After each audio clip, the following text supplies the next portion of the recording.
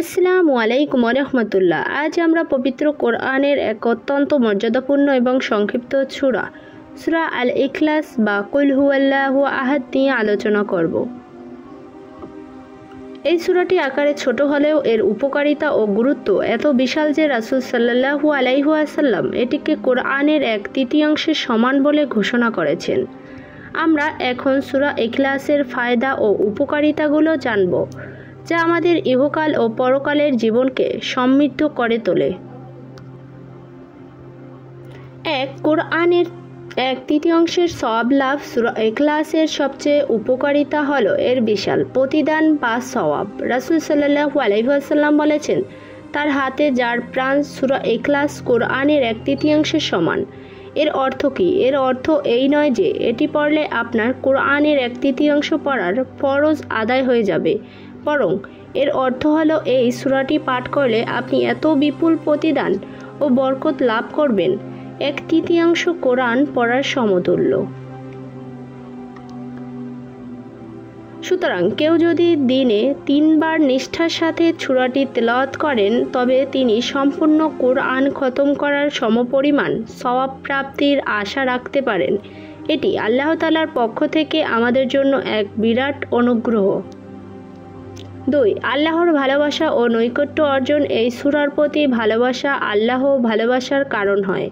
হাদিসে বর্ণিত আছে, এক সাহাবী ছিলেন যিনি প্রতি রাকাতে অন্য সূরার সাথে সূরা ইখলাস পড়তেন। যখন তাকে এর কারণ জিজ্ঞেস করা হলো, তিনি বললেন, এই সূরার মধ্যে দয়াময় আল্লাহর গুণাবলী বর্ণিত হয়েছে, তাই আমি এই সূরাটিকে ভালোবাসি। রাসূল সাল্লাল্লাহু আলাইহি সাল্লাম তখন বললেন, আল্লাহর প্রতি এই তোমার ভালোবাসা তোমাকে জান্নাত প্রবেশ করাবে।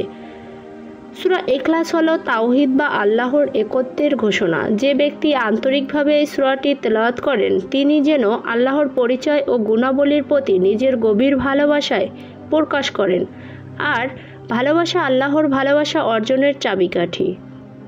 3. সকল প্রকার ক্ষতি ও বিপদ আপদ থেকে রক্ষা। সূরা ইখলাস হলো আমাদের জন্য নিরাপত্তা ও সুরক্ষার ডাল। রাসূল সাল্লাল্লাহু আলাইহি ওয়াসাল্লাম ঘুমানোর আগে, এমনকি ফজর ও মাগরিবের নামাজের পর সূরা ইখলাস, সূরা ফালাক ও সূরা নাস এই 3টি সূরা পাঠ করার জন্য উৎসাহিত করেছেন। এই সূরাগুলোকে করতে মুআবিজাত বলা হয়,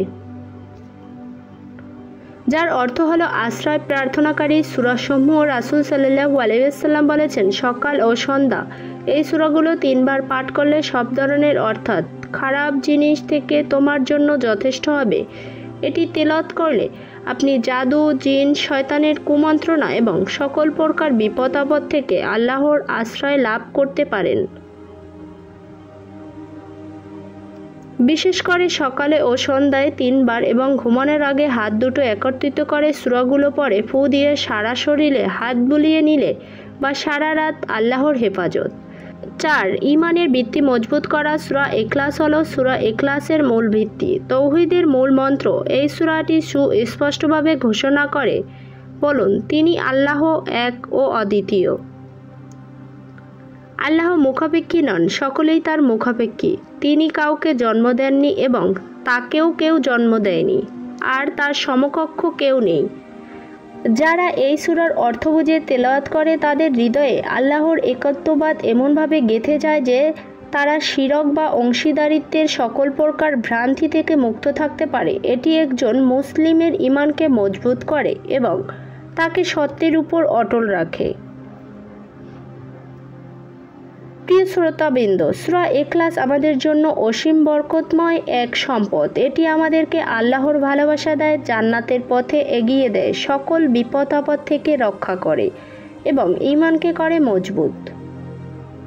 তাই আসুন এই ছোট্ট সূরাটিকে হেলা না করে প্রতিদিনের আমলে এটিকে বেশি করে অন্তর্ভুক্ত করি। প্রতিবার তেলাওয়াত করার সময় এর অর্থ ও তাৎপর্য নিয়ে গভীরভাবে চিন্তা করি এবং আল্লাহর একত্ববাদের ঘোষণাকে আমাদের জীবন পরিচালনার মূলনীতি হিসেবে গ্রহণ করি।